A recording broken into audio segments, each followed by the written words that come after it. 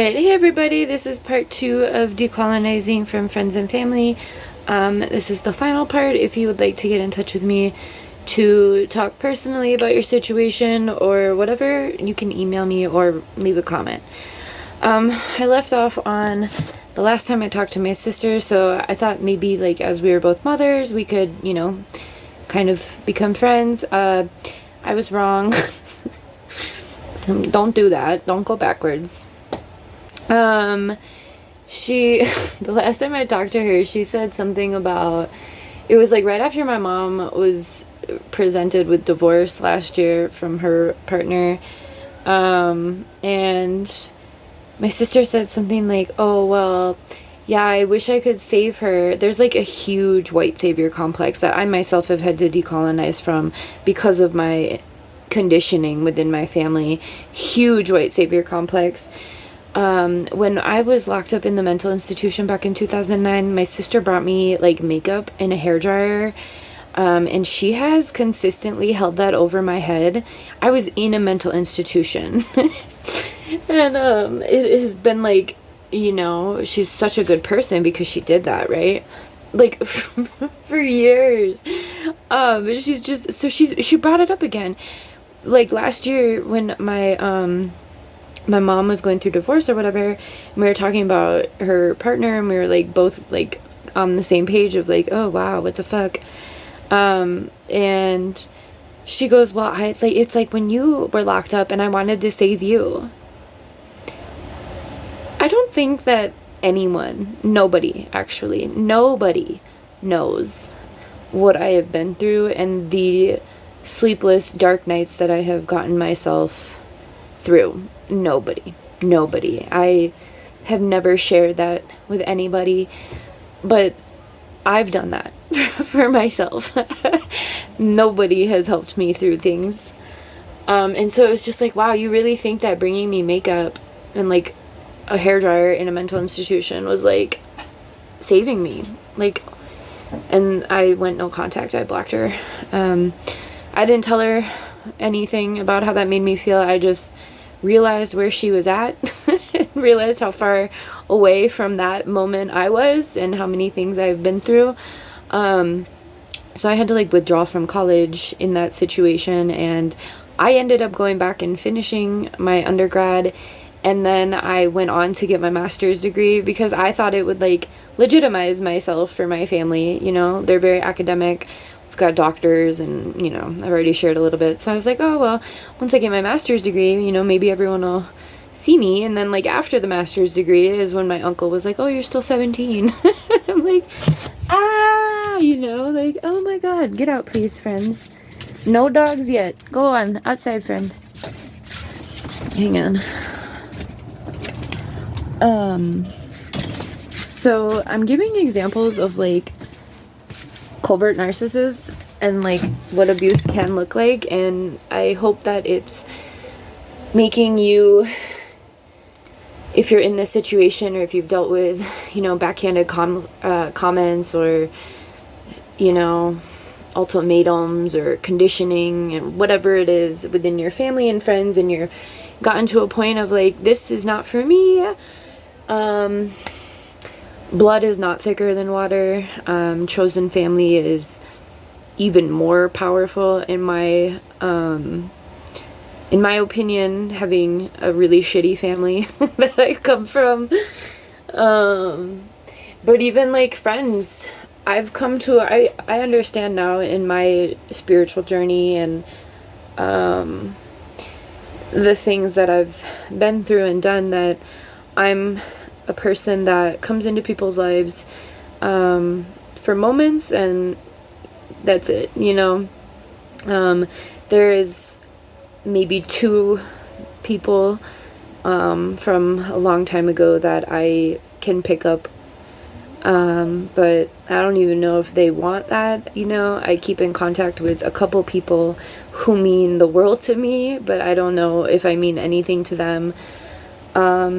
And it's, once, twice a year. It's nothing like, so I guess all that to say is like, decolonizing from folks is really, really hard and painful, but like, you're not alone. A lot of us are doing this. I think when your conscious journey gets to a point of, you know, really seeing the truth of the world and understanding your part in it, and the part that others play in your life, it's okay to release things. I really like the analogy of trees, that we are always growing like trees. Why are they yelling? Always, like ALL, ways, and always, ALWAYS. And trees lose leaves and branches in the wind, and you know, the roots come up from the ground, and you know, it's just, I think if you can really think of your life journey like a tree, it's incredibly grounding and supportive. And also rely on the trees, you know, we're all connected to nature. You know, we breathe what the trees release, and they breathe what we release. Like, it's a very reciprocal relationship that a lot of us have been disconnected from intentionally by capitalism and colonialism, right? I would like to just share a few things here, so that I can leave them here and not bring them on the rest of my journey. I've been really thinking about some of the things that my family members have said to me. I've shared a couple. My sister has always been my biggest bully, like from a very young age. We are 6 years apart, and she has always treated me like shit, always. Even like the day that my parents brought me home from the hospital, they always laughed at that. She was like, oh, she's an alien, you know? So like from day one, this chick has hated me. One time I struggled with an eating disorder for like the majority of my life, because I'm like body dysmorphia because of her. She's a thin person, but she was a bully. I didn't really grow up in my house. I grew up at my best friend's house because I didn't like my family while my dad was alive. And then, you know, I was more afraid of him, but as I've been reflecting and like no contact with my mom, I'm realizing that they all, like, the triangulation of my family unit was absolutely atrocious and constant. And I said that to my mother the last conversation we had. I let her know, like, the triangulation that she experienced when she was a child. She grew up with two sisters. Hi. They were all, I think they must have all been pitted against each other constantly, because then my mom got in that dynamic with me and my sister, and has to this day done that. She's done it to me and my aunts, her sisters, and my sister. And while we were having this last conversation, I said something to her about how, you know, I feel like it was her responsibility to, you know, help heal and mend those relationships. And she's like, no, it's not. You know, just no accountability for the constant triangulation. She's always claimed that she's like a peacekeeper. I'm a peacekeeper. I'm a peacekeeper. Bitch, no. You insert yourself in the middle and make sure that there is absolutely no relationship available, right? And it has just been, it's been so bad. The reason I'm only having one child is because of my relationship with my sister. I will not have another child. I don't think. Bless you. Oh my goodness. Bless you, buddy. I don't think it's, you know, I'm the cycle breaker in the family, and we're not doing siblings in this family. Step siblings maybe in the future, if we, you know, but as far as like bringing another human into the world, absolutely not. But anyway, one time my sister told me that my toes were fat. One time I was like so active in an eating disorder, and I remember we were at the YMCA, and my mom's like, oh, you look so good. When I got done with my incarceration and decided to go back to finish my undergrad, My mother said, "Aren't you embarrassed?" Like, it had been like a couple years, like totally different people at the college. I was like, no, why would I be embarrassed? When I got married to baby daddy, my mother, there's a huge significant age gap. Yes, I've healed and unpacked that. Yes, I know. But my mother said, "Oh, he's closer to my age," like constantly centering themselves in my, like it has been hell. They're such shitty fucking people. And so it's like, when I finished my master's degree and I gave it to my aunt, who was she was a academic, and she worked at Northwestern University. She's the one with the building in Ghana. I remember she read my master's, and like, I'm so proud, right? Like I said, I'm like, oh, once I get my master's degree, like, my family will take me serious, right? And like, she chose the smallest like grammatical error in my paper to like completely berate me. When I went to go get my master's degree, bless my grandma, I have no feelings against her. I feel like it was just her time, the one that lived to be 100. But when I went to go get my master's degree, I stopped in Chicago and saw her, on my road trip out west.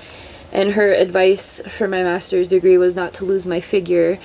My figure was that I had been drugged the fuck up on pharmaceuticals, and I was a skeleton. I looked disgusting.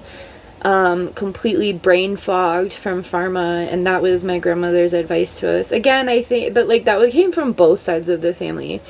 The last time my mother was here, I asked her about my wavy hair, and I was like, oh, like, I want some product, because I have like this very, very wavy hair, but I don't know what product to use. And her response was, "Oh, well, it's not as wavy as mine." And I looked at her and I said, "I'm not competing with you." I'm just like, what the fuck? So I hope that these stories help. I hope that you can, if you've been experiencing some shitty family and you're like, oh, I don't want to do this anymore, and you have your own, one-liners that are, stuck in your head, things that have really caused so much pain. When my mom was here 2 times ago, we went shopping, and like, from the first part, she's very wealthy and she helps us out when she's here. She does a Sam's trip for us, and we go to Walmart, and we went to Big Lots.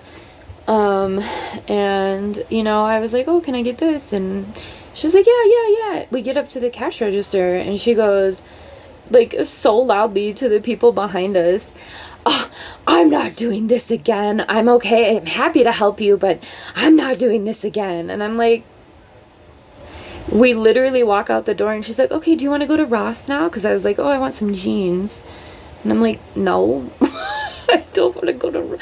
You just said 2 seconds ago that you're not doing this again, So if your family sucks, let them go. Let them go. It's not